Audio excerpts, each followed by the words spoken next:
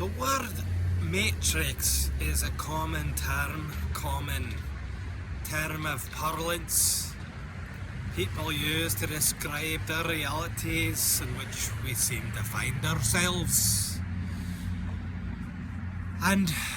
But many people have different ideas about what that actually is.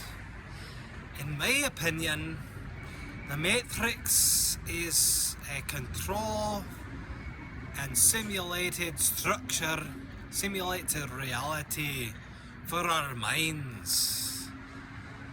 And its main devices for control, besides being fake, artificial, and sometimes admittedly impressive copies of things that were and always will be real, it's a giant distraction and division and fear machine. That's all it really is. It distracts, it divides, and it puts people in other forms of consciousness in fear, because it ain't just humans. It's dogs and cats and crows and monkeys and plants and amoeba and all sorts of other forms of consciousness. Heck, even rocks, I suppose, could be entrained into fear by this beast machine thing. But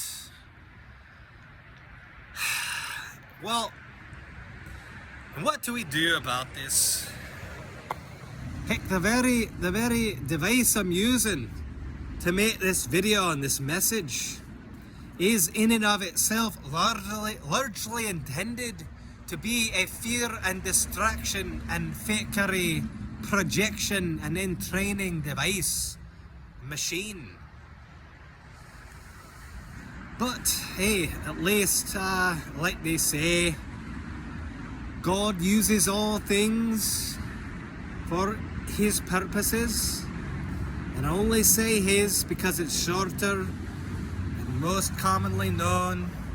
I know God doesn't have a gender either way, which reminds me on another note, you know how there's that song by Ariana Grande called God is a Woman.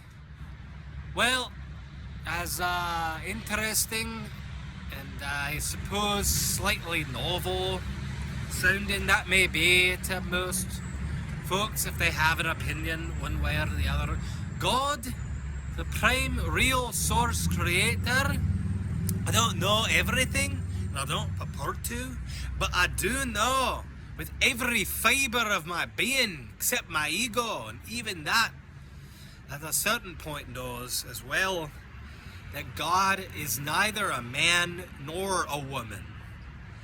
For God transcends gender, God is everything.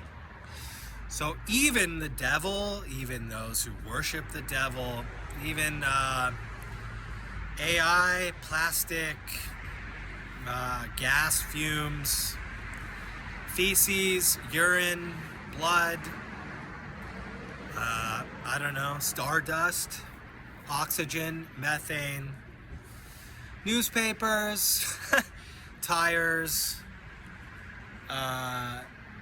disheveled houses, used tissues, on and on and on. God is in everything. Now, what about life? Is life in everything? Does everything affirm life? Well, here I would say pretty confidently no. No, it doesn't. In fact, I even saw a shirt the other day that just said death saves in big bold letters on the front. And it got me thinking, what is it? Well, I wondered what's on the other side of the shirt. And then after I gave up I kept trying to look at the guy. I saw it on the shirt of a young man working at a cafe near here, or in this area. And I wanted to know what the other side said, but then I quickly gave up on it and didn't really have the energy or the motivation and patience to wait for him to to turn around or to ask him to spin around so I could see. But it just got me to thinking, even if there is some higher context or to that, it made me think, you know, there are people consciously promoting death, and not in the terms of like, you know, letting bad habits die, bad relationships, letting those just frequency lowering relationship people go, or a job that doesn't serve you, on and on and on. But there are people consciously, deliberately, you know, could argue unconsciously, but deliberately advocating death, to do things, think things, say things, eat things that will kill you, and especially slowly over time, because that's their favorite way to get us to transition, to get us to do it to ourselves. And especially if it can be as slow and agonizing and gradual, and so slow and gradual as to be imperceptible to us as to what is actually causing our maladies and our demise. But yeah, if the back of that guy's shirt said, I don't know, death saves, Hail Satan on the back, or Hail the Grim Reaper, or Santa Muerte, or Tesla, or I don't know, or maybe it was just for a mortuary. Who knows? But even then, it's like, if I'm a actually that'd be tricky, because if I was a mortician, or if I owned a mortuary, I guess more death would be good for my business. But on a human level, I still wouldn't want that if I was a heart-centered mortician or mortuary owner.